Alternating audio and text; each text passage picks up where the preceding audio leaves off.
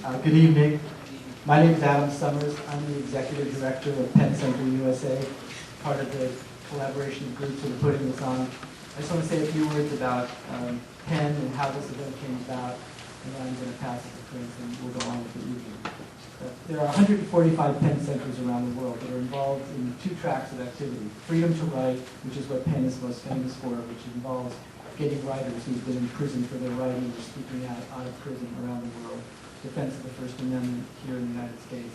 And then the second track is fostering an interest in promoting the literary community.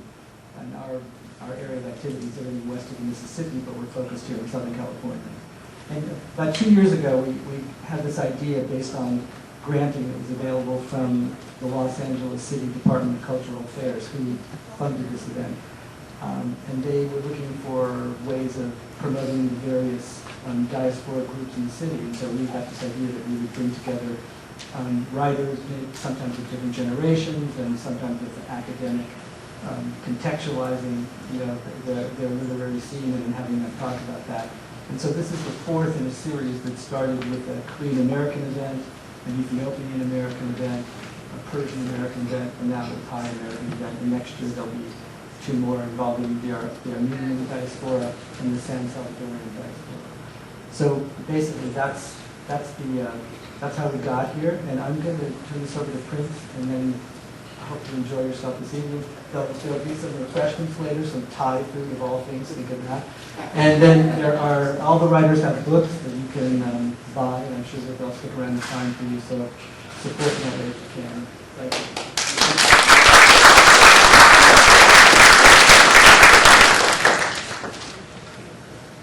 Yes, I'm not Prince. I'm Brighde Mullins, and I'm the director of the Master of Professional Writing program here at USC.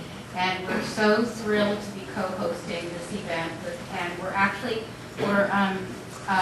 collaborating on another event, or rather reaping the benefits of Penn's amazing work. There are these cards in the lobby, and it's a reading of students who participated in Penn in the Classroom. Michelle Myring, who's an amazing staff member at Penn, does this remarkable work with the students at Animo Academy, which is close to USC. So these cards are out there. We hope you'll come, and we hope you'll stay tonight after the reading for our Thai food reception. And how lucky we are that it's a Thai American event and not an Irish American event. And that being said, our writing is, as all of you know, so tied to what's ours, what's our inheritance. And Seamus Heaney, the Irish poet, says, "I became a writer when my roots crossed with my reading." And there's that as well. So I need to just take a moment and remind you to turn off your cell phones, because I think they do work in this room. In fact, mine may be going off any minute.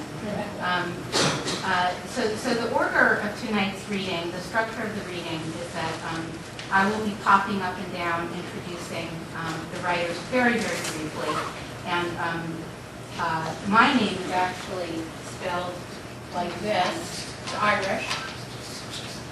So I know what it's like to have your name pronounced in many ways. And so I'm begging the writers for understanding. I'm so thrilled that they're all here. Cherry, Prince, Ira, and Pimone. And the order of the evening will be that we'll start with Cherry, and then Pimone, and then Ira, and then Prince. So I just wanted to say a couple of words about Cherry. She's known as Cherry Cheva for her television work on Family Guy. She's a graduate of Yale and NYU Law School. It's heavy credentials. Her young adult novelist name, she's written 2 young adult novels called She's So Money, of which Kirkus Review said it's laugh out loud funny, and Duplicate. And the film rights of Duplicate were recently bought by Fox 2000. She's also co-authored with Alex Borstein It Takes a Village Idiot, and I Married One. She has her website, which is there, and you can visit that. And also her books are available in the lobby, and I'm sure all the writers will be happy to sign their books. Beautiful work, and thanks to Ken for joining us this evening. And please join me in welcoming Cherry Chevapravatdumrong.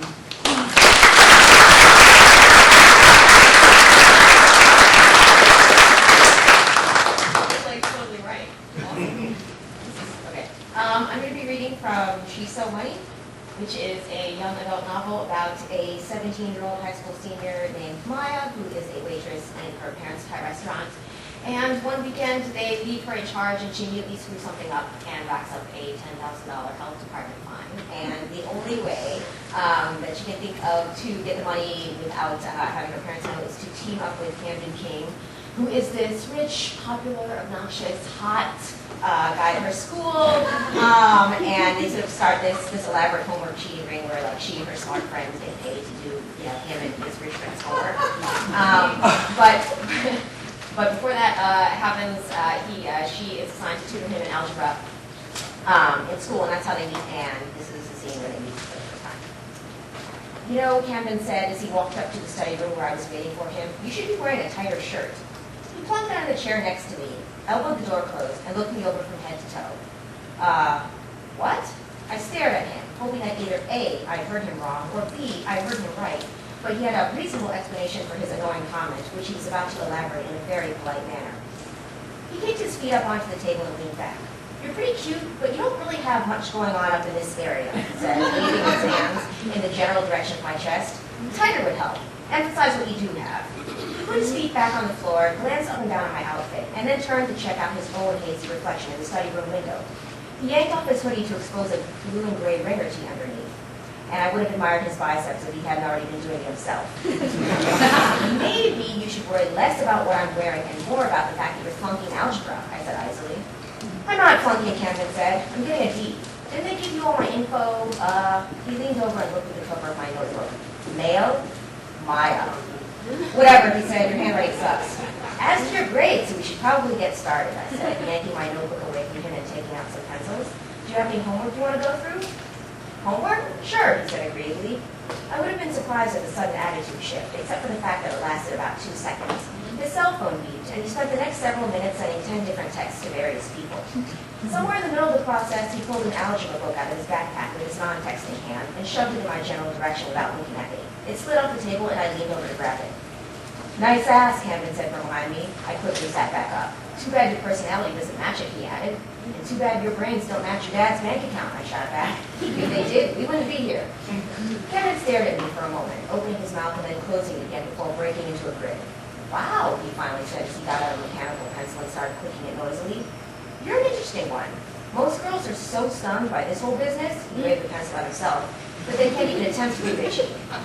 "Well, I'm not, and I can," I snapped. "I don't know if I like you or hate you. Hate you. It'll make us even. Now shut up and open your math book." He raised an eyebrow, looking at me with what appeared to be half admiration and half desire to throw a book in my head. But by the time he started to say something, his phone beeped again with yet another text. He checked it and then snapped the phone shut with finality. "Sorry." He got up and lazily stretched his arms over his head. "We're going to have to reschedule this little shindig." "Fine." I scooted back in my chair. "You still have to pay me for the hour." "Not according to school policy, but nice try at swindling me." Camden grinned and threw down some cash anyway, then pocketed his cell phone and opened the study room door. "I'm off to sexually harass some cheerleaders." And with that, he peaced out. I sat there for a minute, both angry and amused at what had just happened. Camden had not only lived up to his reputation, but he had actually surpassed it. I shuddered, pondering how horrific it would be the next time I had to hang out with him. Eventually, I decided to just be glad he was gone for the moment. Stuffing the relatively effortless $15 I just made into my pocket, I started to pack up my stuff, then saw that Camden had forgotten his book bag. Huh. I casually bumped it with my hip on my way out, making it fall off the table. Good thing the trash can was there to catch it.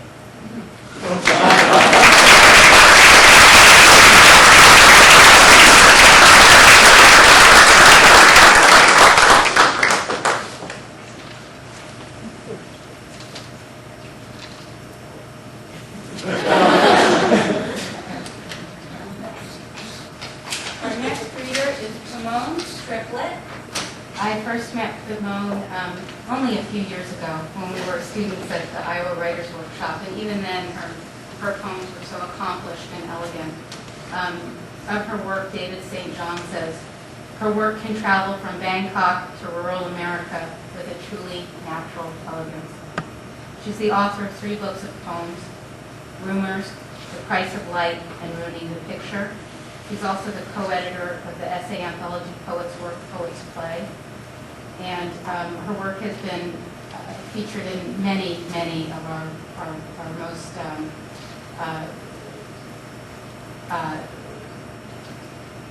interesting and broad literary journals. So this is someone with a lot of breadth.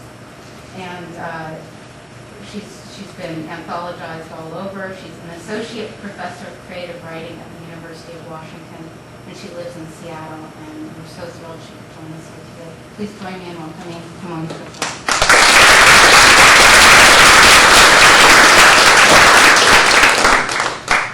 Thank you. I just want to say it's terrific to be here, and thanks to Penn, and thanks to Bridget, and thanks to Prince for organizing it. This is the only kind of event really that I've been to like this, and we were just talking ahead of time, and the same is true for Ira, and I think for most of us. And I sort of feel as though, compared to my fellow panelists, I put the American in Thai American. My mother's from Bangkok, and my father is a white guy from Oregon, and I don't really speak Thai. And my mother admits that given the lack of a Thai community at the time and the place where I grew up, which was in the 70s in suburban Maryland, and the fact that she was raising me without another Thai parent, that she admits it was just too hard to teach me Thai. So I do know a few words, and I've been back to Thailand many times. And it actually started me thinking about to what extent we locate language as the primary definition for ethnicity itself. My husband, for example, is Jewish. His name's Andrew Feld. He doesn't know Hebrew. He thinks of himself as culturally very Jewish. I actually have a student at the University of Washington who is half, his father's from Argentina and his mother's American, and he does not speak Spanish. But the reason that he doesn't speak Spanish is because when he went to visit Argentina as a child, his cousins would make fun of his accent. And he was a boy, and he just stopped doing it. But his brother became very fluent. And so even though they have the same parents, his brother now checks Latino on college applications, it gets grants, and earns the grants, but also a little bit of resentment from his brother, who actually comes from the same parents, who's like, oh, you're sort of passing yourself off as authentic. Anyway, all this is a roundabout way of saying that it seems to me that although we have a kind of cobbled together language for talking about authenticity as a construct in academia or hybrid spaces, I think there's still a lot of,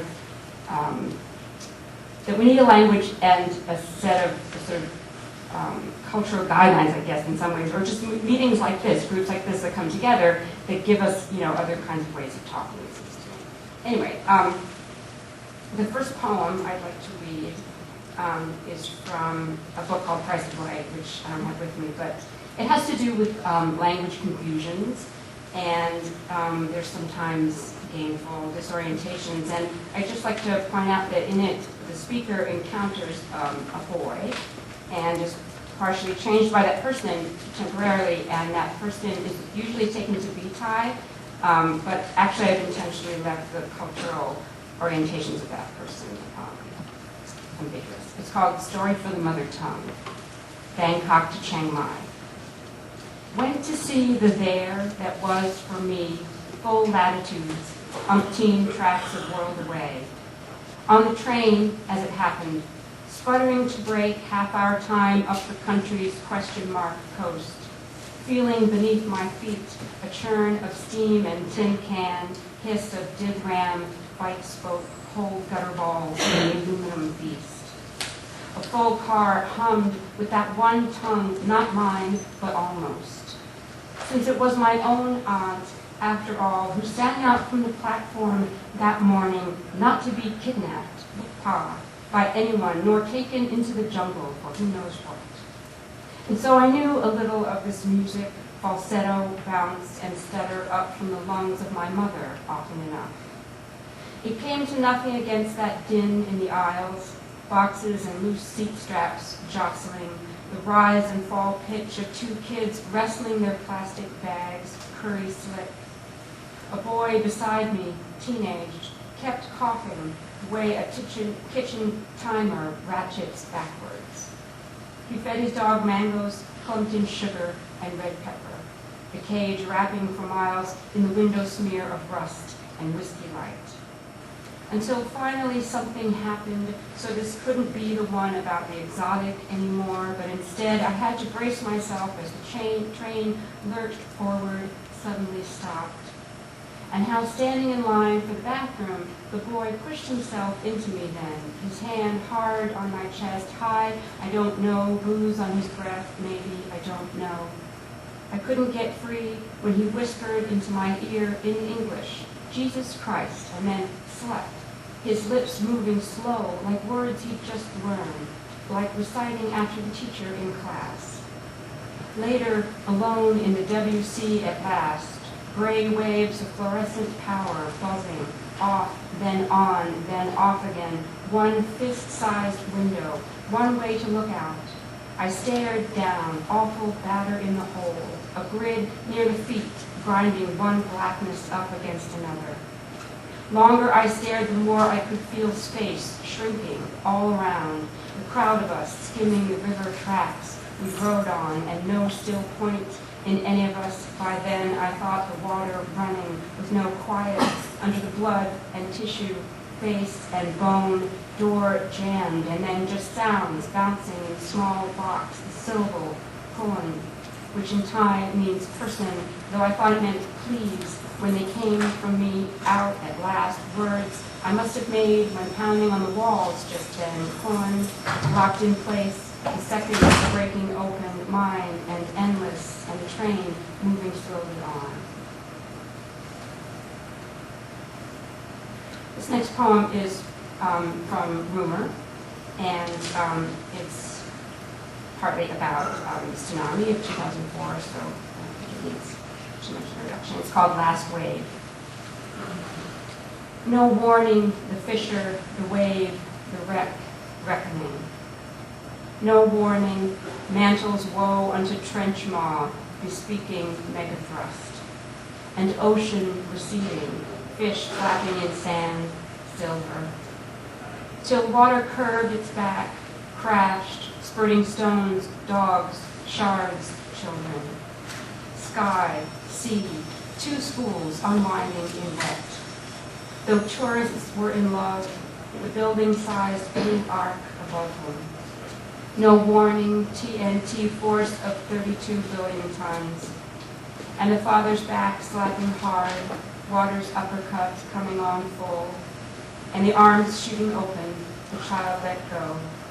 And the bellowed fat beast stamping its feet unchained, spattering the lime striated caves dried a second before. The woman leaps from one roof to another, lives.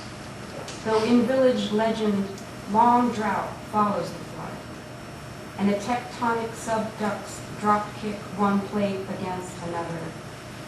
Though a taxi driver pauses over his noodles at the start of thunder, though money's made to dance on tables, entertaining locals, no warning, this fist, signature. Though seafloor systems exist, pricey items. Though boys and men run the beach, yelling, get back. And somebody's dragged along coral for miles, though one fly rubs its hands. No warning like a voice turned inward. Though for 200,000 their last taste is salt. No warning, and the voice is as if.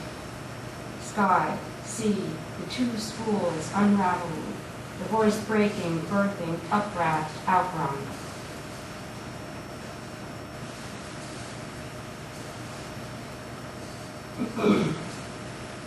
This next poem is called Family Spirits, with voice of one child miscarried.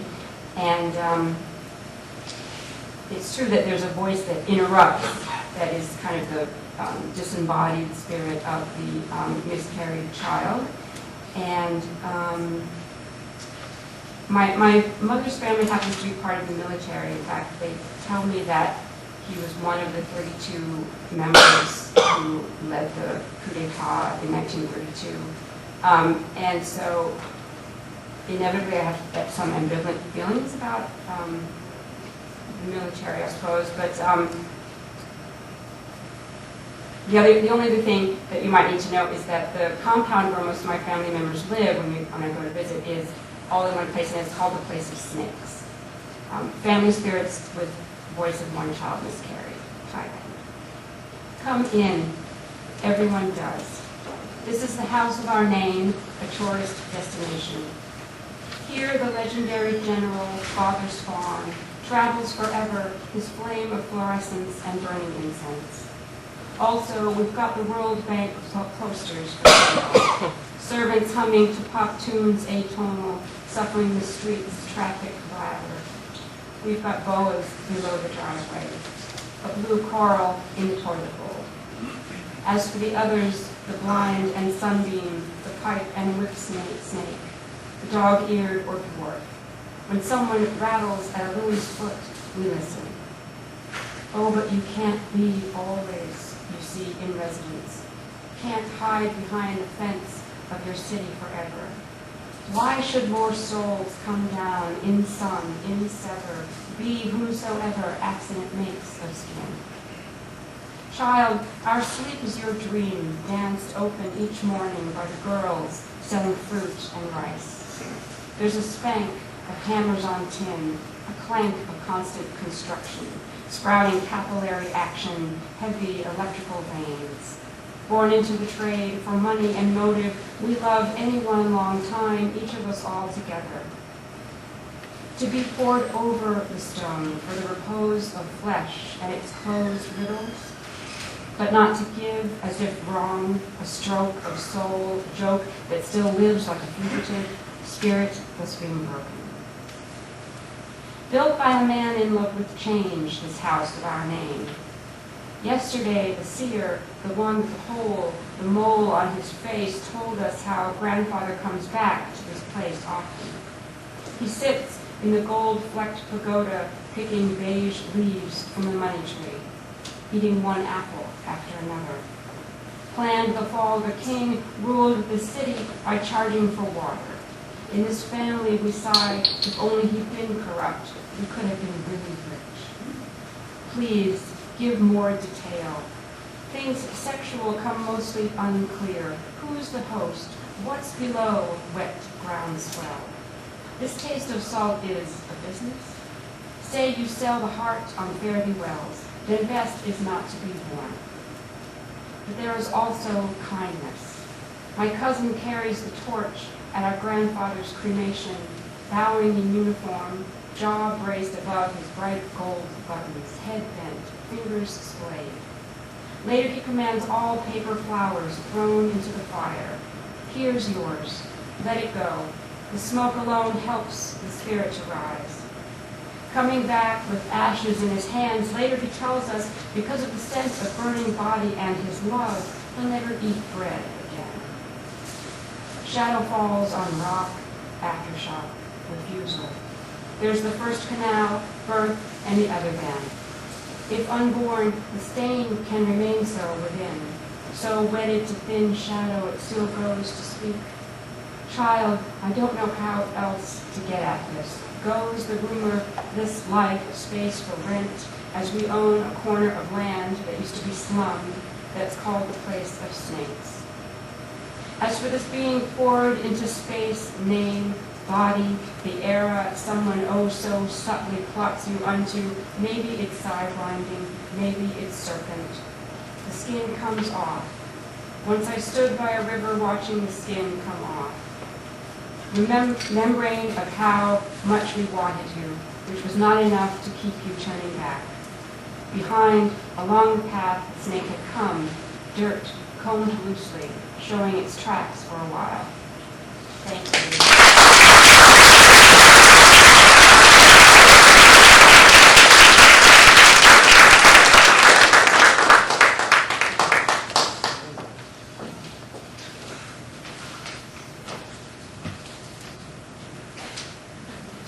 Our next reader is Ira. He is the author of the memoir Talk Thai, The Adventures of Buddhist Boy. He's a first-generation Thai American. He grew up on the south side of Chicago. And of his work, Din Timor says it is an artful take on immigration and assimilation. He has also co-edited an anthology of fiction called What Are You Looking At? The first fat fiction anthology. And Scoot Over Skinny, the fat nonfiction anthology. He now edits the clever title and Sweet, a literary confection. He is an assistant professor of creative writing at the University of South Florida, and his website is on your program. He lives in Tampa, and we're so happy he could be here with us this evening. Please join me in welcoming Ira Sukrungruang.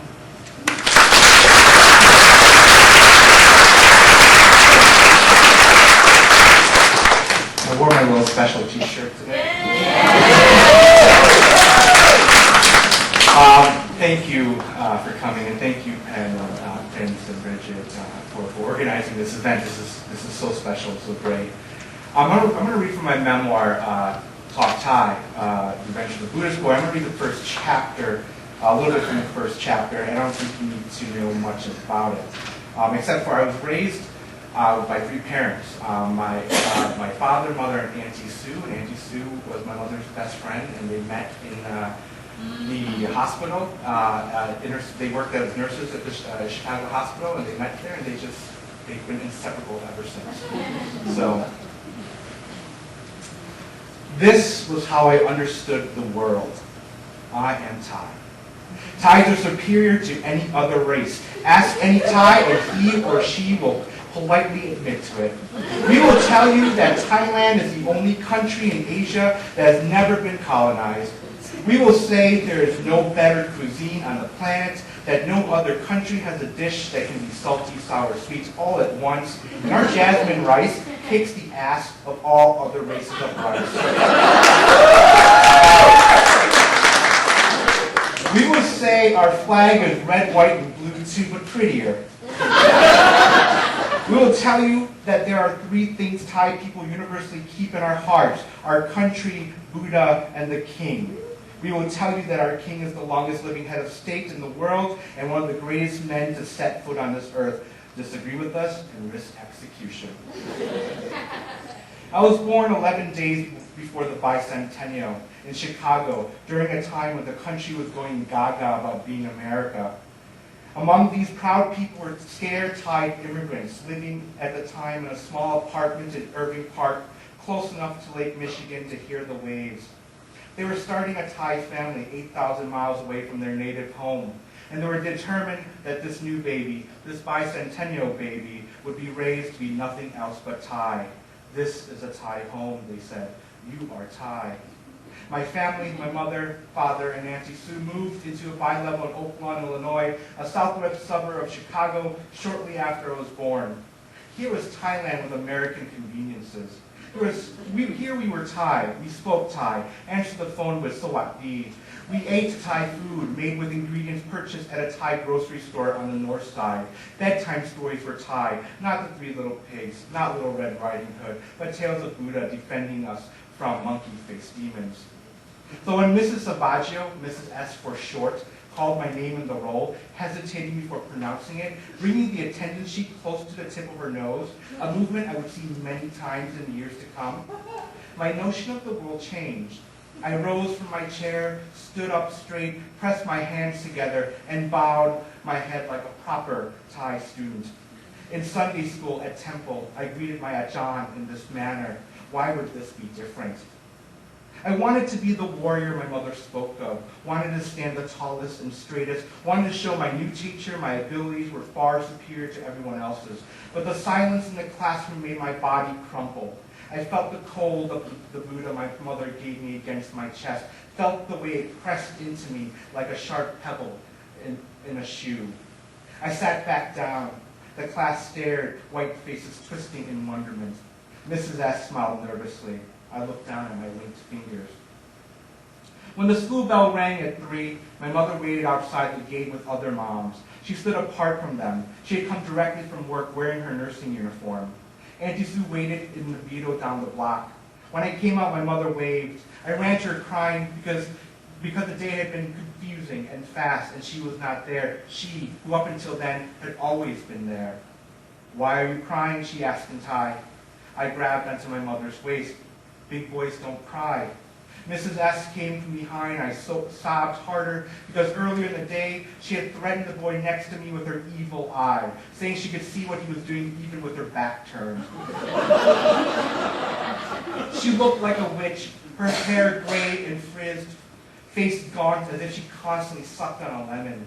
She patted my shoulder with a wrinkled hand and offered my mother the other one. "Hello," my mother said too loudly. She shook the tip of Mrs. S's fingers. "Miss Soup," Mrs. S stuttered. "Ah, call me Chin, short for Chintana. Hard name. I knowing that. You call me Chin." My mother rambled on without taking a breath. "We Thai. Yes, Thailand, not Taiwan, not Chinese." "Ira, he's good boy. I teach him math already. Knowing comes through time. Ira, what 11 times 2? I buried my face in my mother's hip. "Auna," she whispered. "Yak hai pina." I didn't want to lose face in front of my first grade teacher like my mother had warned, but I couldn't not make myself say Yisik Song 22, even though it had been drummed over and over into my head, even though this was what my mother had been waiting for, an opportunity to show how brilliant her only son was. Mrs. S tried to stop my mother. "I'm sure he knows. Ira, 12 times 12. You practicing every day. Tell teacher." I held on tighter. "That's not necessary," Mrs. S said. "Please, your son. He's a fine boy. I'm sure. It's just," she sucked in her top lip, trying to phrase what to say. "It's just he keeps folding his hands at me." "Folding hand?" my mother asked. Mrs. S put her hands together and bowed her head. "Like this," she said. "A Thai custom?" My mother nodded. "We're teaching him like this. He did this when I called his name in the roll," she said. "When I gave him his assignment, then too. When he returned after recess." "Ah, this Thai way," my mother said, understanding. "But this not Thai school." "Right. I'm telling him no more. He will be good boy tomorrow, you see." "He already is a good boy," said Mrs. S. "That's your boy." My mother smiled and put me away from her leg. "Say bye-bye to teacher." I put my hands together and bowed my head. "Bad Falang," my mother said. "White people style." I waved. When he turned to walk away, Mrs. S said to our backs, "Does he speak any English?" "Yes," my mother said without turning. "You're teaching him more, okay?" Number one question I get asked: how do you pronounce your last name? Anglicized answer: Sukrungruang. Repeat the rung. Lazy answer: I don't. It hurts my tongue. Smartass answer: Smith. Number two question I get asked: what's with the name Ira? My mother told me that she and my father waited till the last moment to give me a name. They had not planned beforehand, did not think what the sex of the baby might be. They had skipped ahead in time, worrying about how to afford a future home and move out of their small apartment, how to pay for the baby's college tuition, how to prevent America from stealing him straight from the crib. Thinking of a name was not on their list of priorities. Often in my 20s, I would have this conversation with my mother, the origins of Ira. Each time I asked, I expected her to hear a different story, one with mystery and excitement. I want my mother to say she had an illicit affair with a rich Jewish doctor, and I am their offspring, or I was delivered in a cab during Chicago's rush hour in the middle of a thunderstorm, and the driver was named Ira. The truth about my birth, however, my mother always reminds me: 24 hours of pain. When I tell her the name is Hebrew, my mother says, "Is it?"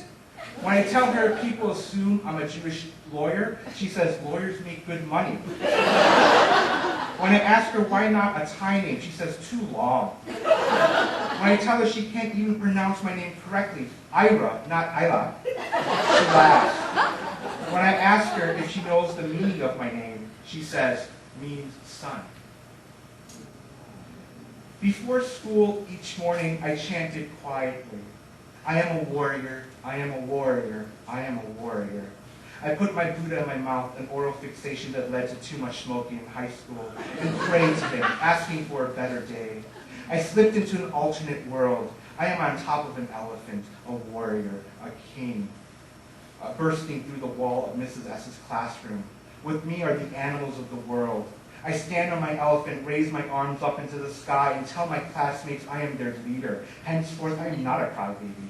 I do not talk funny. It is you that speak with an accent.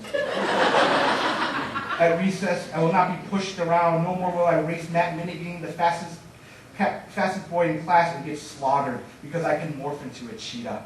Bob and Danny, Tanya and Tiffany will no longer stick rounded tongues at me. I will flash them mine, forked like a cobra.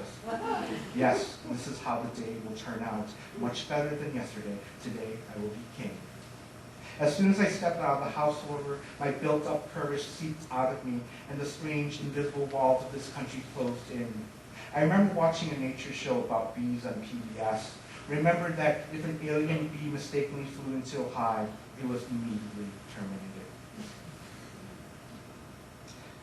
America secretly began invading our bi-level, seeping through cracks underneath the doors, climbing through the open windows like an invasive vine that devoured houses in the South.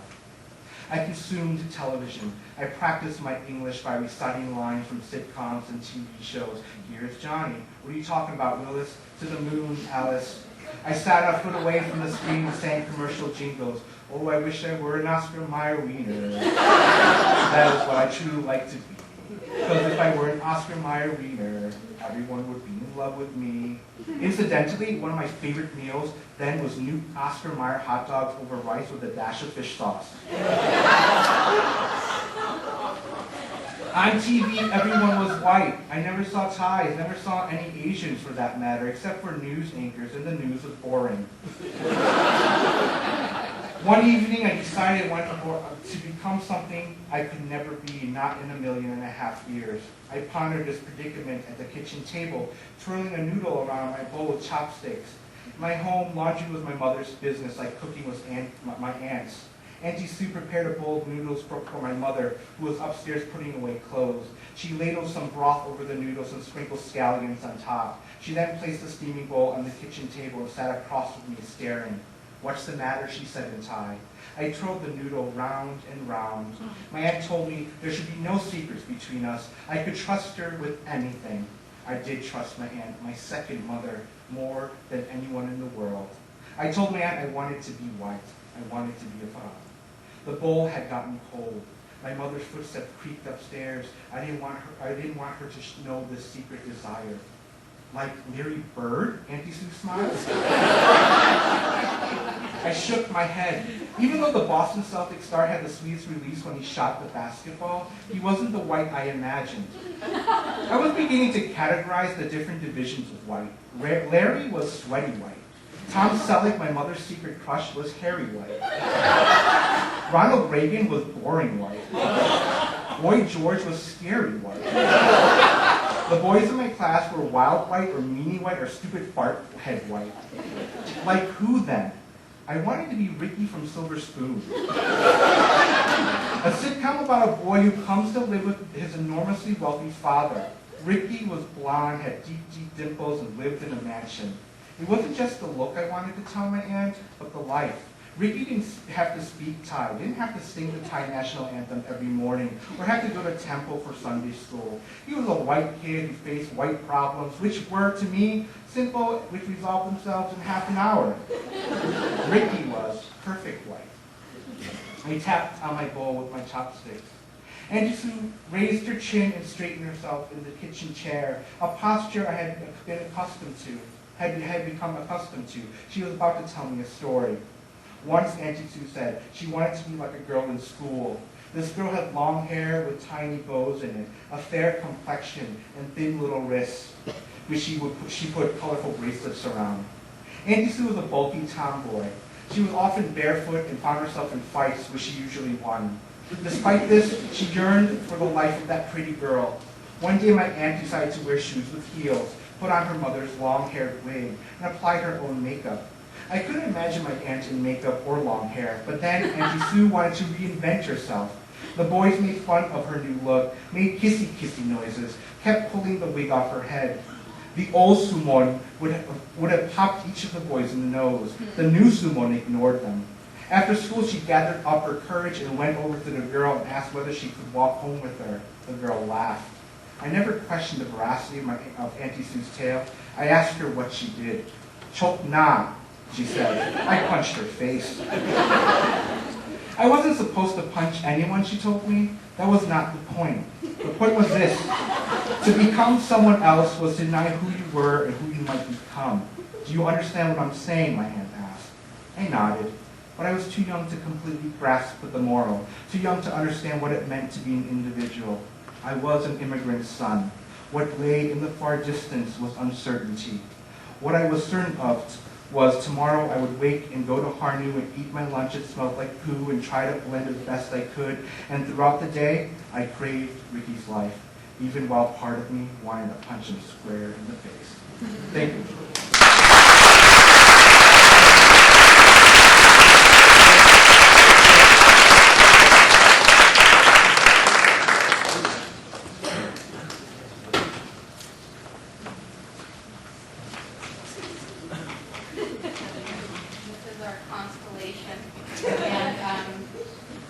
Prince Gomolvilas is a playwright, and he's also the curator of this evening's reading.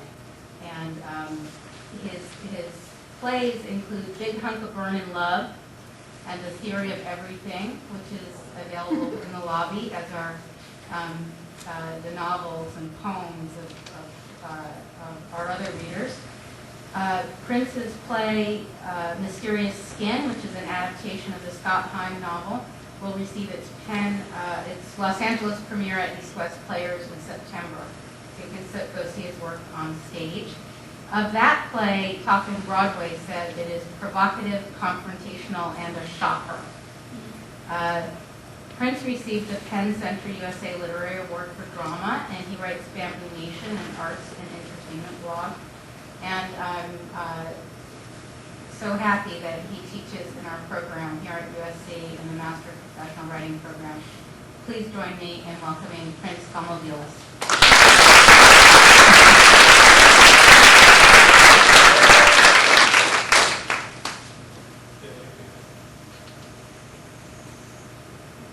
All right, there. I'm not using the mic. Great. How's everybody doing? Having a good time? Yeah. Are you excited about the Thai food reception? Yes. All right. Cherry, Pimone, Ira, and I have been slaving over a hot kitchen all day. All day. My peanut sauce is amazing. That's actually the first time in my life that is not a euphemism.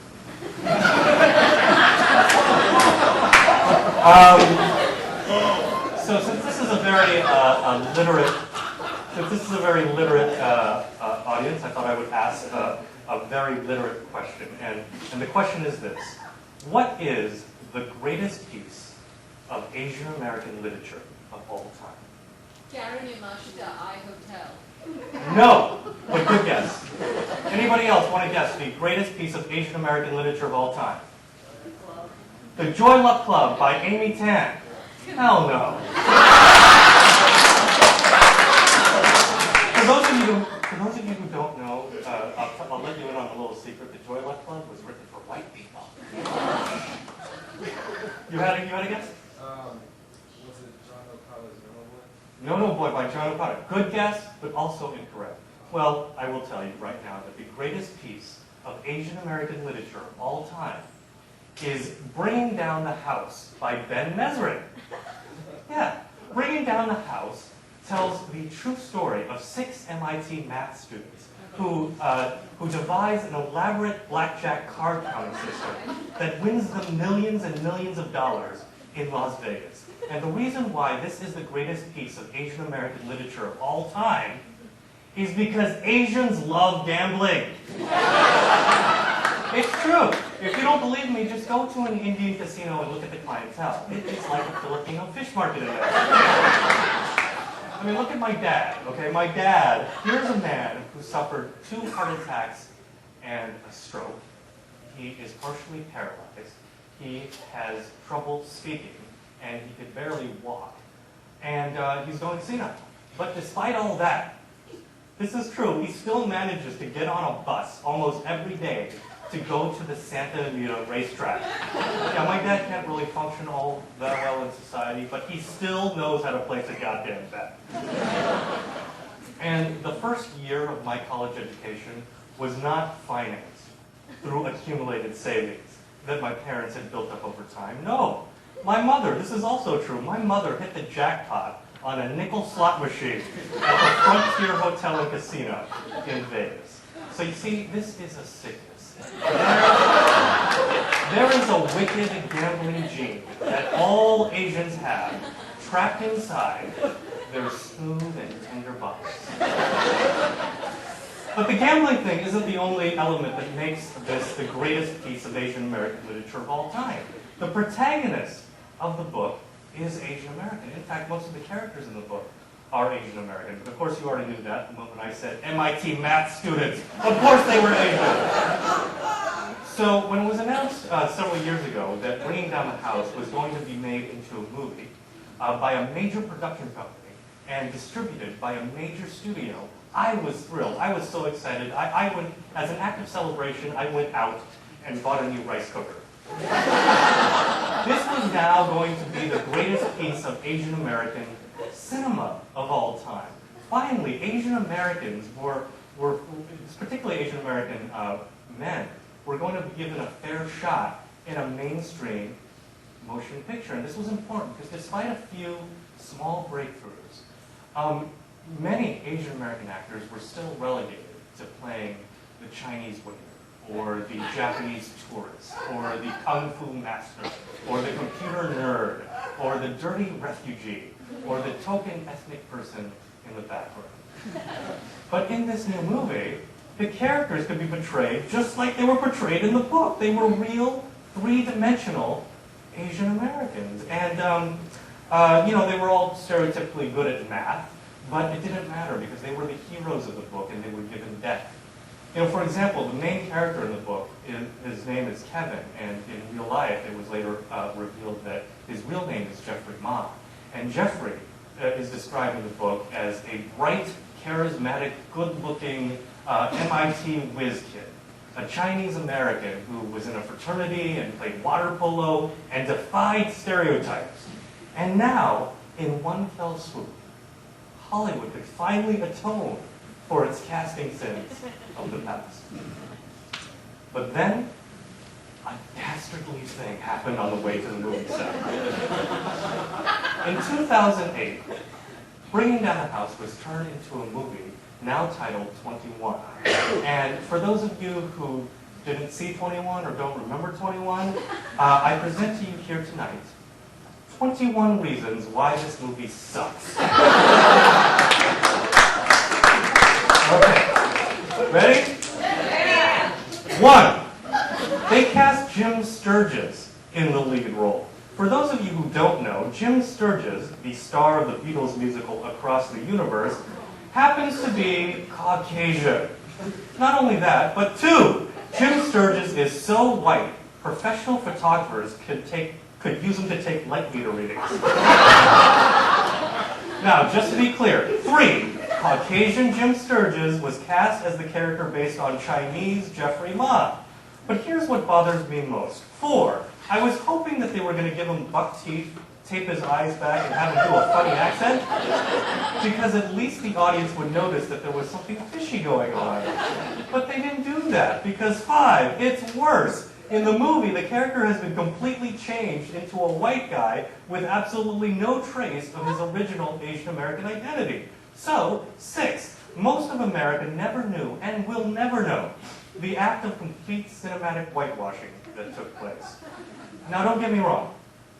I like white people. I know white people. I've slept with white people. And I like Jim Sturgis. I really do. But 7, this is not the kind of movie that he should have been in. He actually should have been cast as Ray Charles in Ray. Or as Idi Amin in The Last King of Scotland. Or as Frank Lucas, you know, the Denzel Washington character in American Gangster. Or 8, the Denzel Washington character in The Great Debaters, or Remember the Titans, or The Hurricane, or Malcolm X, or any other Denzel Washington movie based on real people. Because 9, apparently, judging by the movie 21, it's perfectly okay to cast Caucasians as people of color. Or 10, in order to hide the fact that you're doing that, you just erase the character's ethnicity altogether, as if ethnicity does not matter. And yes, I know, 11. Some of you might think I'm race baiting, but in a world where I still hear people hurl racial slurs at me from their car, I am convinced that ethnicity does matter, and we are not post-racial. Not only that, but 12. I wouldn't be so upset if race weren't a significant factor in the book, but it is. Breaking Down the House offers a very real glimpse into the Asian American psyche. And, in fact, 13, the book details how other people's perceptions of these MIT students' ethnic identities factored into their blackjack scheme. And you know, 14, people say that I should be happy because the producers, out of an apparent act of charity, did cast 2 Asian Americans in smaller roles. The Korean dude from Disturbia, and some random token hot Asian chick. But I ask you, why the hell should I be happy? That's like somebody jerking you off halfway and then leaving.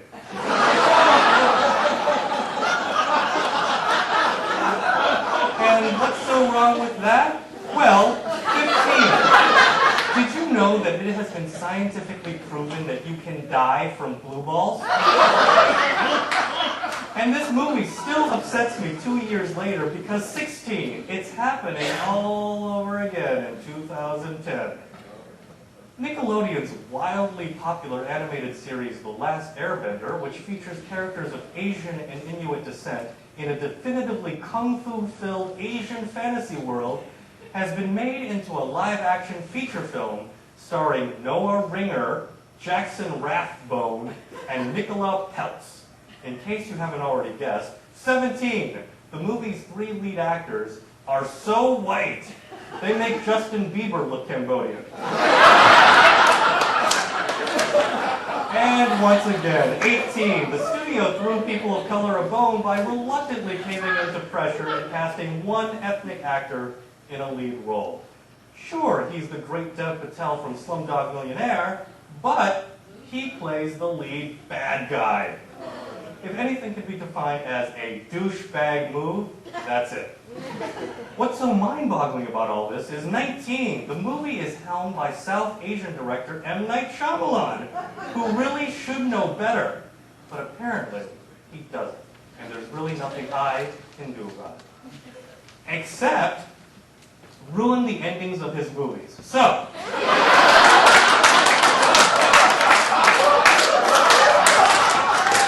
in The Sixth Sense, Bruce Willis is dead. In Unbreakable, Samuel L. Jackson turns out to be a supervillain. In The Village is actually set in the present day. And in Signs, water kills the aliens. In conclusion, 20. Both gambling and kung fu are cornerstones of Asian culture. We can play Texas Hold'em and snatch the pebble from your hand with one arm tied behind our freaking backs. And 21. Isn't it about time Hollywood did the right thing? 21 is now available on DVD, and The Last Airbender opens July 1st at a theater. All right. Thank you, everybody. We're going to call Cherry, Pimone, and Ira back to the stage. We're going to have a little discussion, and then we'll open it up for a Q&A with the audience. So let's...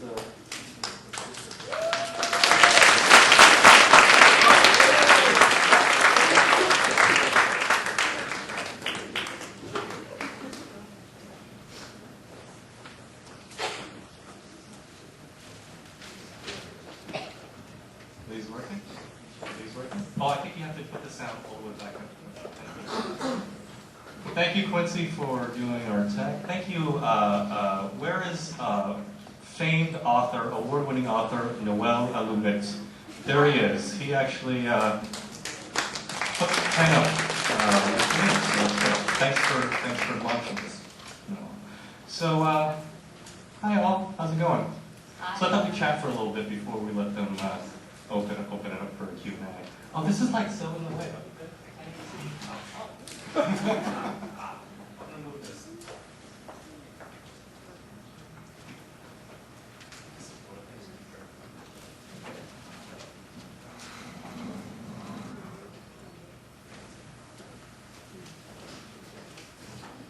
So, Ira, I'm glad that you read that section about your name, because I'm sure Cherry gets a lot of this, and I know that I do. People always wonder the origin of my name, Prince. And I always tell them and people want to know, the first half of the people that I meet, I'll always make some reference to the singer Prince. And I always have to pretend that it's hilarious and I've never heard it before. The other half are generally curious, and my Thai name is actually Gomolvilas. But my kindergarten teacher in Indiana couldn't pronounce Gomolvilas. So when I told her my name, she looked at me and she went, your name is Prince. So that's what I've been known as ever since. So Cherry, what's the origin of Cherry? Oh, my parents just gave me that nickname when I was born. They just went with it. Like, all my cousins in Thailand are named after various, like, fruits and animals, So Cherry, they just picked that. I mean, in Thai they'll sound like better, but like my cousin named like grape and raisin and apple and stuff, and chicken and porcupine and bear and, so they just sort of went with the theme. I have an aunt named Apple. What? Oh, yeah, right, yeah. What about you, Pimone? It's an unusual name, right? My mother took it, she put the P in front of the V, because my grandfather's name is Pimone Triplett, and I asked her once what it meant, and she said it means good business. That means exactly. It means get into poetry. Get into poetry, exactly. And people always say, oh, like Simone, so I just say, it's right. Simone, it's like Simone with a P. But my relatives and my parents pronounce it differently. Right. I was Pim growing up, and then I went through a phase in junior high where I didn't want it to seem like I had a strange name, but I hadn't really thought about it in terms of it being an ethnic name, but I started to go by my middle name, which is Elena, thinking that would sound more mainstream, and then everyone started calling me Elena, and I didn't like that. So then I shortened it to Elena, and then when I came to poetry, I had a teacher who said, your name is Pimone and he wants to call you Lena? That's just stupid. And he remade me in college. So it was sort of a roundabout trip, and I should write an essay, each little phase of identity struggle. I find it really interesting that we didn't grow up and we weren't born in the epicenters of Thai immigrant populations. It was very strange because I was born in Indianapolis, you were born in Illinois, Cherry, you were born in Ohio? And the Pimone grew up in Maryland? Maryland. Right. How did your Ira and Cherry parents end up in Ohio and Illinois? My parents went to Ohio State for grad school, Yeah. and then they moved to Ann Arbor, Michigan, so awkward, and football rivalry for people. Yeah. There's a whole Michigan SC thing too, awkward. So that it's grad school. There's no, and then my dad got a job, so but yeah, not really the epicenter of college town. So something, but not. Ira, it sounded like there was a Thai population growing. Yeah, definitely in Chicago. My mom and aunt came in 1968, and they got a letter.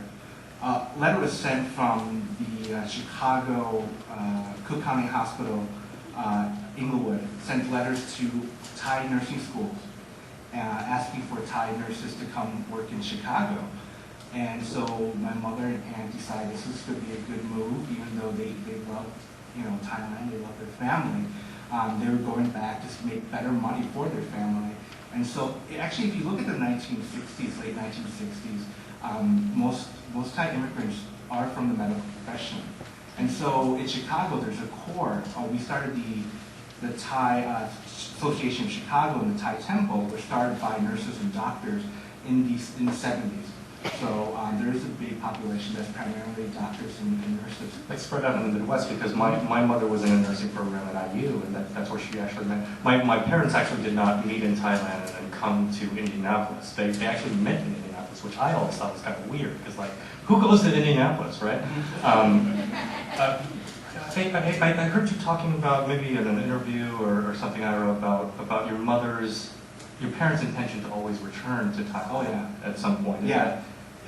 My mom, her big line is, as soon as she arrived in Chicago, she was packing for Thailand. She began packing for Thailand. She, especially for my mother, she didn't want to leave the most, and their whole dream was, all right, they're going to have a son here, they're going to raise a son to be a doctor, of course, and eventually that doctor is going to marry a Thai wife who then would agree to move back to Thailand and live in the same house with her. And I totally went a different path. I married a white woman, and I became a writer. And she's like, oh boy. But by then, I think one of the things about writing about my family is writing about their heartbreaks too, and adjusting and their fears of being an immigrant in America. And that's the reason why I think I wrote Top Title, is trying to understand their fears, trying to understand their dreams. We always talk about this notion of the American dream, right? An American dream of success. My parents had by that measure, they had success. We live in a nice suburban house with 2 cars, but yet they were always fearful of this country. They didn't feel right here. Right? And so I'm really trying to understand that. If we achieve the American dream, then what else is there to dream about? What is there left? Right? How do you measure the American dream? Come on, how did your parents meet?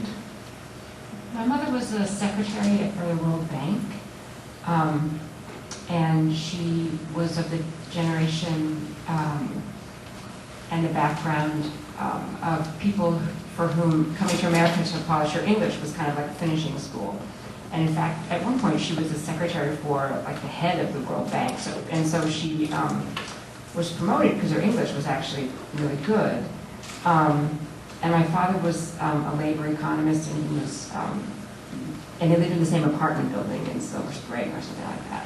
So did your mother have the intention also of return to Thailand? She did, but she got married and got pregnant, and and then later got divorced, and so she was, I think, on her way to a kind of American dream. And my father had a doctorate. He was an economist. He was going to have a certain kind of life, and then when they divorced, and it's only really now that I can see, talking to Ira about the sort of heartbreak, and a lot of things actually opened up for me when I was reading Ira's book. So I want to say again how great it is, and that's one thing you should pick up before you leave.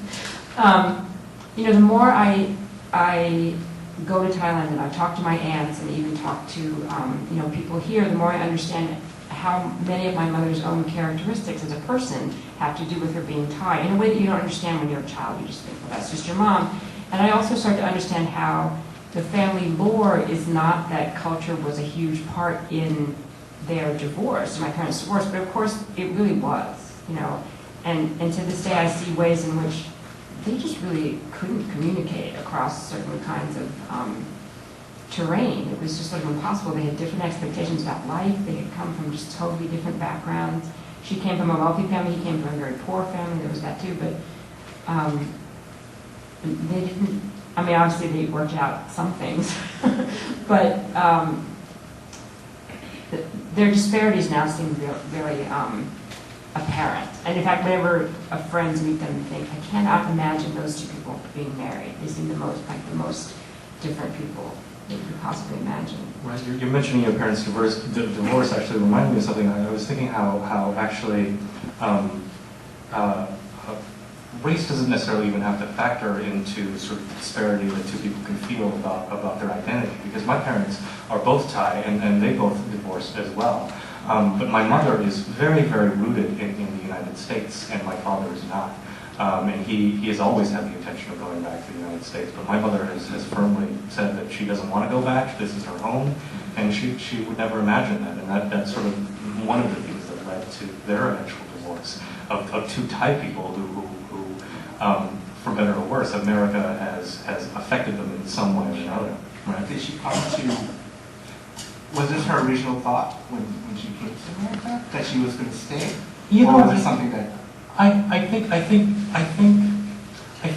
it was the same thing with your family, where she thought that she would come here and try to, make a life for herself for a while.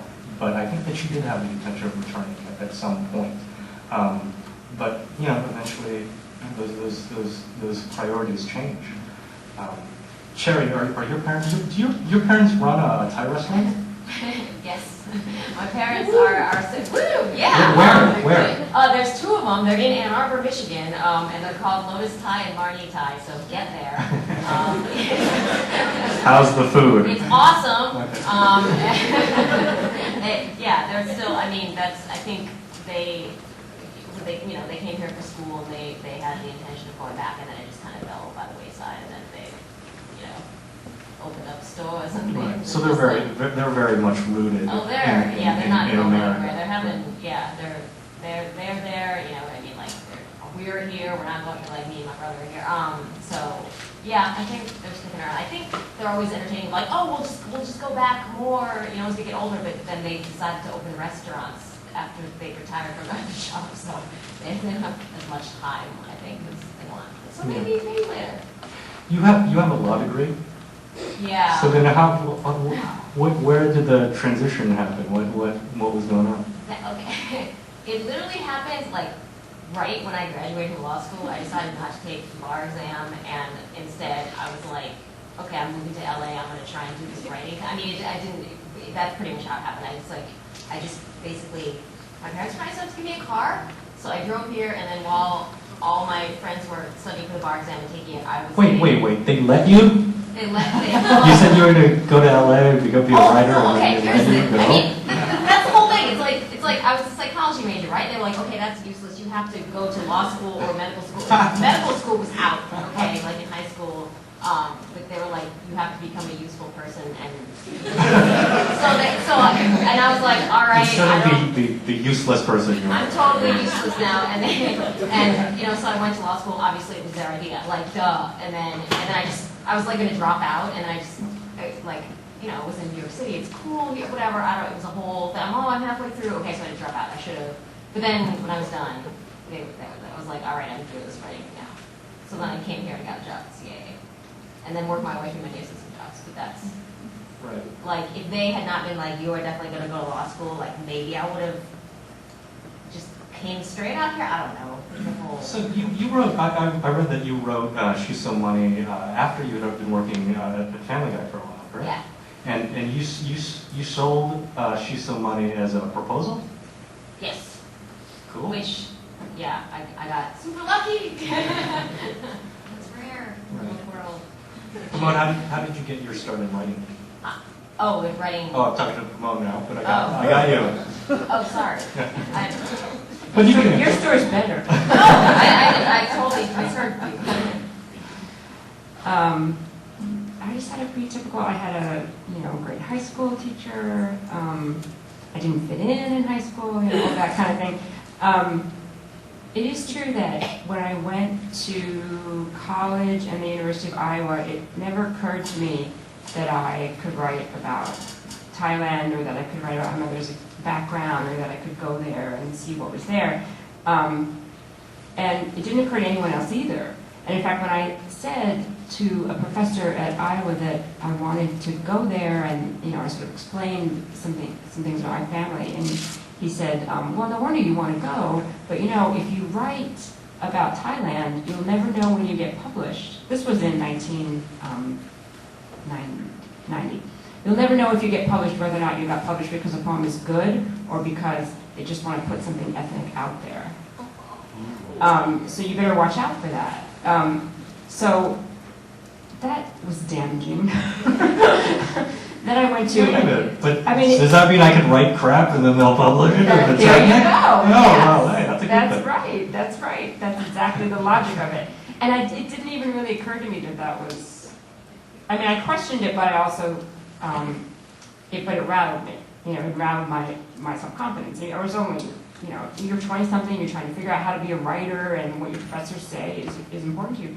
It was only until I went to a different graduate school later at the University of Houston, and a professor of mine named Edward Hirsch, who happens to be good friends with Gerd Hongo, and he encouraged me to do it. And he said, you know, you don't have to write, you know, just because you don't have a total immersion in some kind of idea that you have in your head about being immersed in Asian culture doesn't mean you can't write about this. This kind of hybrid space, or this kind of mixed background that you're talking about, partly your subject matter is being outside of the Thai community, which is partly Ira's subject matter, actually, in his book. Not feeling totally comfortable in the white world, not feeling totally comfortable at Thai temple either, make that the subject matter of some of your poems. So then I sort of felt like I could write about that, and I could write about, you know, Greek mythology if I wanted to, or Western art. You know, I could do whatever I wanted. I got my start in the theater as a little kid because I was always play with my stuffed animals, and I had like a company of stuffed animal actors, and I would put on these like little shows, and like it was like a stock company. It was great. It was like summer stock, but all year round. And I'll tell you now being in the theater for 12 or so years, stuffed animals are easier to handle than actors. Yeah. So Ira, how did you get your start writing? Well, you know, I've been writing for a while, but you know, my mom pretty much said, you know, go do something useful in college. So, was a doctor, skipped majors, was into business, skipped that, architect, skipped that. I actually settled for education, and my last year, I had a job lined up teaching in Southern Illinois at this high school called Vienna High School. It's spelled Vienna, but it's Vienna there. Like I went there, you know, I said, oh, I'm so happy to be here and to teach in Vienna. And they're like, no, sir, it's Vienna. At the same time, I was writing, you know, I was taking fiction classes, and I was writing horrible fiction. Like I was writing like green-looking Asian aliens, and writing about God when I was Buddhist. I had no clue, you know. And then I took a creative nonfiction class, and it really changed everything around because I found out that I had to really learn about myself before I can start creating worlds, before I can write fiction, actually explore myself, explore the world that I was in, and then I published my first piece, and I thought, you know what, the hell with this, let's see where this leads, and got my MFA, and I've been very fortunate ever since. But it started off with green alien Asians. Cherry, you said that the favorite part of the writing process for you is the rewriting process, right? It is easier because when I read that, I totally agree with you because I hate first drafts. First drafts is like I want to commit like Japanese ritual suicide. I know, you first just draft. It's like- blank, and then you're just like, Pimone, do your poems go through many drafts, or do you really kind of shape that first draft? They go through many drafts, and I think one of the first real poems I wrote a long time ago now had like 110 drafts or something, but only because I saved like every little, you know, if I changed the to I was like, oh, new draft. Give it a new name, a new number. And it was actually and I spent all summer just working on one poem, so that was 3 months, and it had been cooking before then, and that was a turning point in my writing, where I realized that you could get so much further in revision than you could get in any kind of rough draft, and that you could live with a poem, you know, in the way that you live in other kinds of creative worlds. And then it got bigger, and things that were happening in your life you could put into the poem. And but I like doing the first drafts too. I don't like it all. I don't like it all. Well, I mean, I don't. I don't like it all. I don't like the moments leading up to sitting down to writing. You know, where I thought, now I have to write something brilliant, but you know, those are bad moments. Yeah. All right. So, do we have questions from the audience? Anybody want to ask something? Yes, right up front.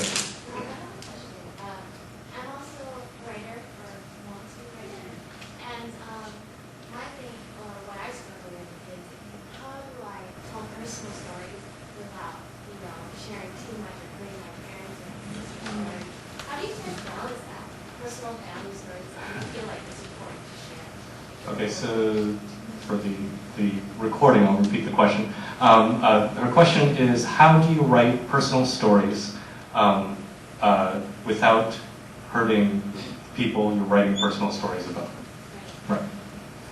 That is probably the hardest question to answer, especially for me as a memoirist, because I do write about my family, and I do write about our lives in Chicago, and I am exposing our secret and our family culture in many ways. And I remember when I was in grad school, I had this moment of guilt because I was writing about my mother in a way. And I'm a big mama's boy. I love my mom, but I understand that if you're going to write about someone that's truthfully, you're going to have to look at their good times and also the times when they're most vulnerable, because you're trying to understand that vulnerability.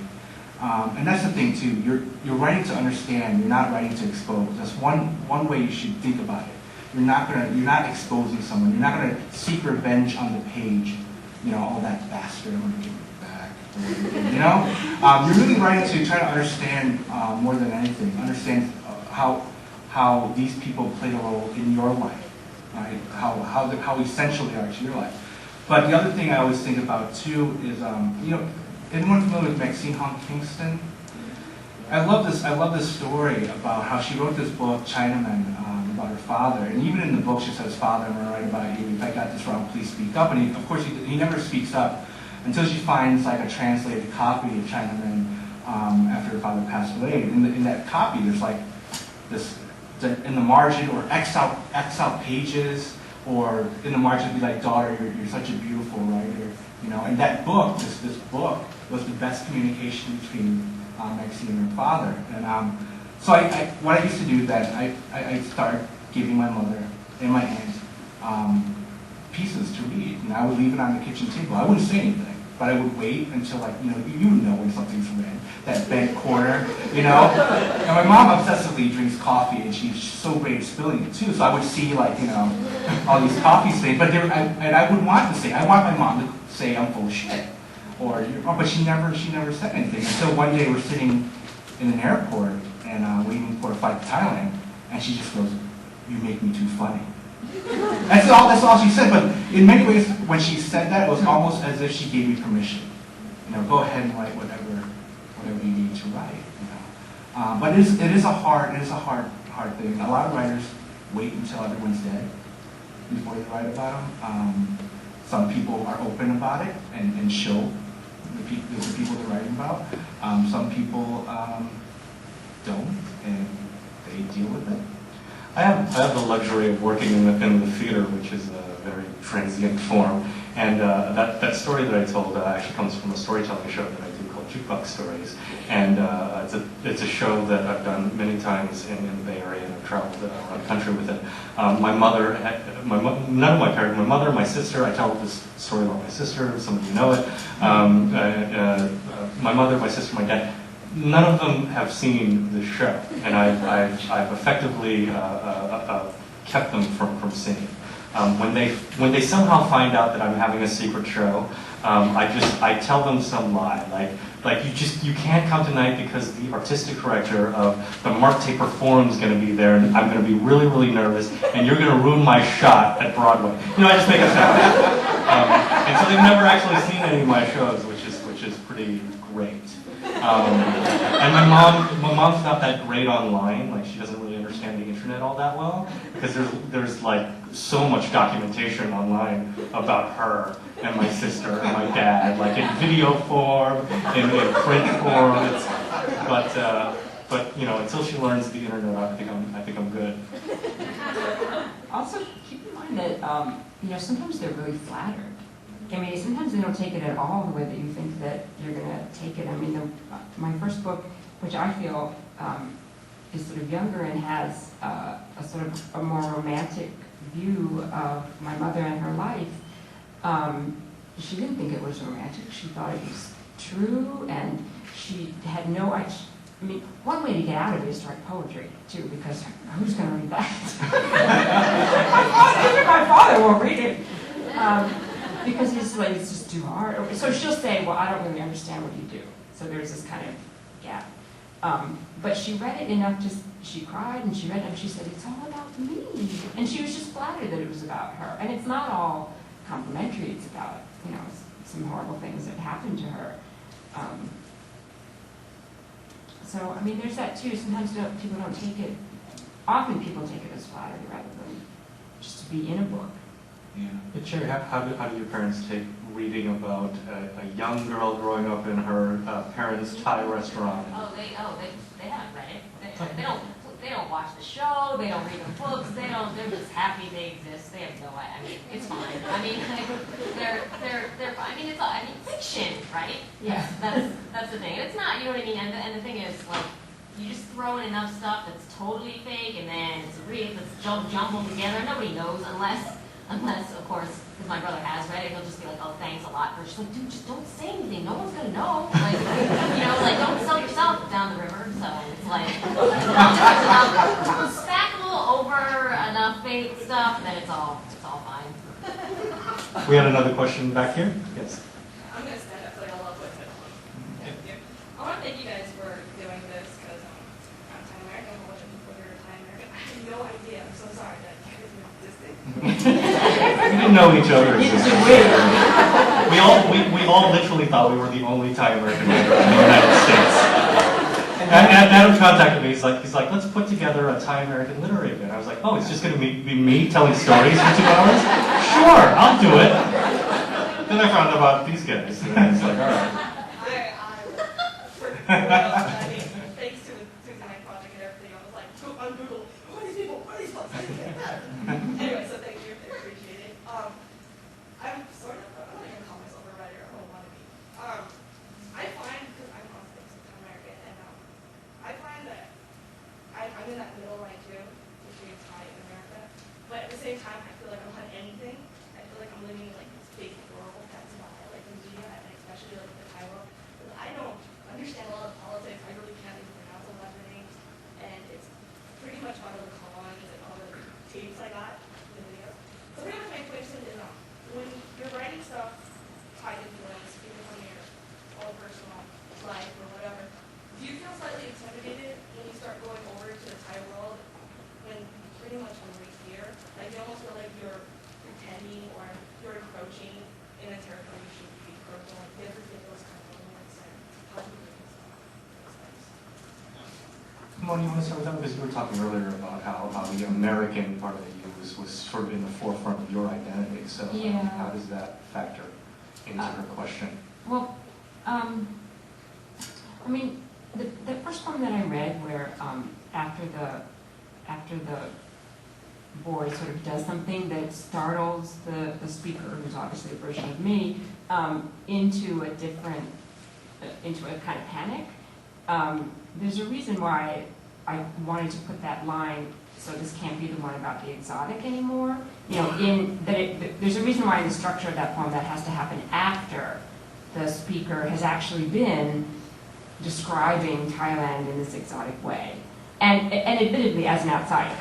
So there's several layers to that. One is I think that you need to give yourself permission to write in a way that frames what the academics call your positionality. You know what I mean? You're not pretending to be a native Thai person. And what you're actually looking at is there is an advantage as a writer to having this kind of dual lens of being an outsider to the Thai culture when you go over there, but also having a very different experience than the average tourist. Because you hear those sounds, you've heard those sounds of the language before, you know the food, you know things about the culture. Even if you've never been, some of your family is there. You have connections to it that are not trivial, and that is its own kind of liminal space. I mean, one of the things that helped me, and these are sort of academic texts, but to look at Salman Rushdie's essay, which is very straightforwardly written, it's not academic at all, called Imaginary Homelands, in which he talks about how, really for maybe all immigrants, there is a certain sense in which the homeland that you came from, it always becomes more and more imaginary, becomes romanticized, And it happens in every culture. It happens in a famous poem by Adam Zagajewski called To Go to Lvov, in which he was raised in a community of in Poland in which all the adults romanticized and loved the perfect Poland that had been for them in this town called Lvov.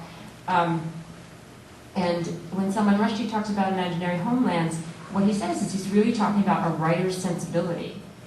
That, in a way, a writer is always creating a certain kind of imaginary homeland. You're always writing from a space of partly knowing and partly not knowing. And that is an opportunity for imagination to be sparked. It's just true that for some immigrants are writers and some of them are not. And some first-generation people are writers and some people are not. So I think that if you think about it as amplification rather than appropriation, and an amplification of who you've been and who, where you've come from as a valid space, and also as a space that has several different facets to it, rather than trying to think of it as wholly Thai or wholly American. It's just you. I think that would be more useful for your own writing and more truthful. I think we have time for a couple more questions. So, this one right here. Me? Yes. Yes, quickly we were watching the news of all the things going on in Thailand, and I'd like your comments about that, and how can Thai American writers participate in letting us, or people from other countries like myself or Americans and other nationalities, to understand better this process, what's going on over there. Okay, so the question is about what's going on in Thailand right now. I don't have a lot of family left in Thailand. Do you all have family being affected by stuff going on? When the when I was living in upstate New York, I was worried. I saw the news. I was like, what's going on? So I called my mom. And I'm like, what's up with your weird country? And the first thing she said was, yeah, I know, it's so hot here.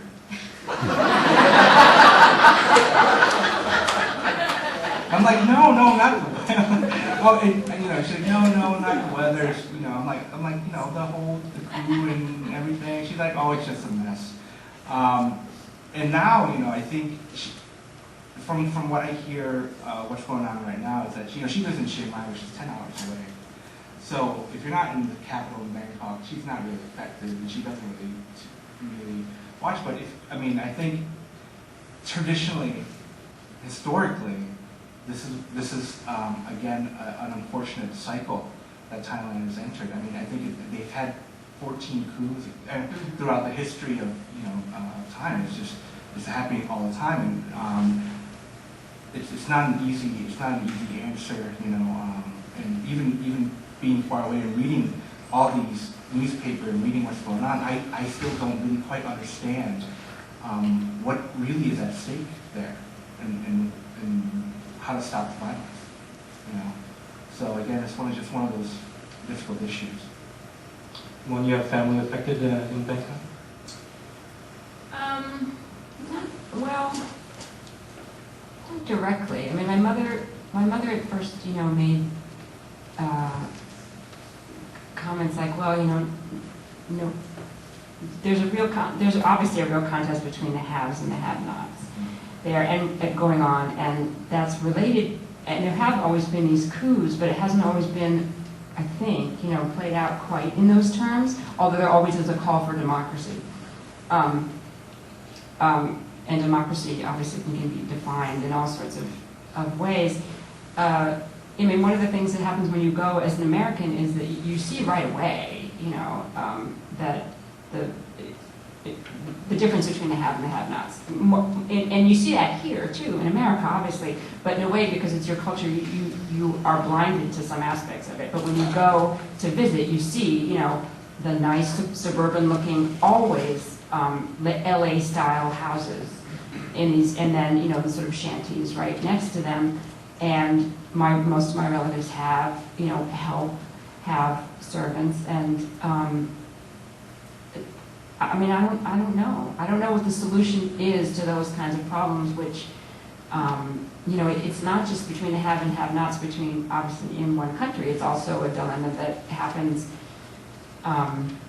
in the development of a third world country that happened in the development of this, you know, of a first world country as well at a different time, and how some of those issues are going to play out in, you know, globally, it is a huge question. I mean, whether or not, I mean, I think what people want to hear, understandably enough, is who's really on the right side here, because it's quite confusing, and it's confusing for me as well.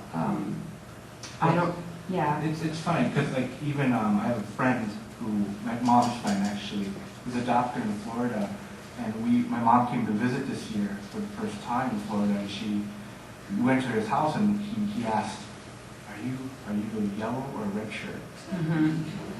And you know, my mom and dad are like, oh, we're yellow. And he's like, great. And then, you know, he brought us all his like little toys. He made like a little trash can with like toxin on it or something with an X. So, and even my mother, I mean, she's a yellow. She defines herself with a yellow shirt, but the rest of her family are red shirts. And I'm like, what the hell these shirts mean? Are they games? Like, are they like Christian? You know, basically, yeah. What's going on here? You know. So, yeah. Even my mother doesn't. She's, you know, the bad thing about it, the yellow shirts used to be the color of the king, right? So back in the day during the king's birthday, they were selling yellow shirts everywhere. And now, if you wear a yellow shirt, even in the vicinity of Bangkok, you might get jumped or beat up. And my aunt's like, I have all these stupid yellow shirts, so what am I going to do with them? Can't wear them anywhere, you know. But you know, again, it's frankly, from my point of view, I don't know what to do because we don't know. Thailand has always had a history of corruption in politics. What I've heard also is a lot of the red shirts are supposed to be the poor, but a lot of times the politician pays the poor to demonstrate and say like, see how we support you. And so it's kind of a mess. It's really kind of a mess. We don't know. And I don't think some of the red shirts really know what they're fighting for either. You know, but they're fighting because well they got money. You know? And whoever gives you money must be good. All right. I think we are actually going to have to wrap up this portion of the evening. The four of us actually are going to be here on stage for 5-10 minutes to sign any books you want us to sign. They're available to buy right out front. But then we'll come and mingle with you and eat the Thai food that we made all day with you. So thank you to Penn and NGW. Thank you so much for coming here tonight. Really great to see you all.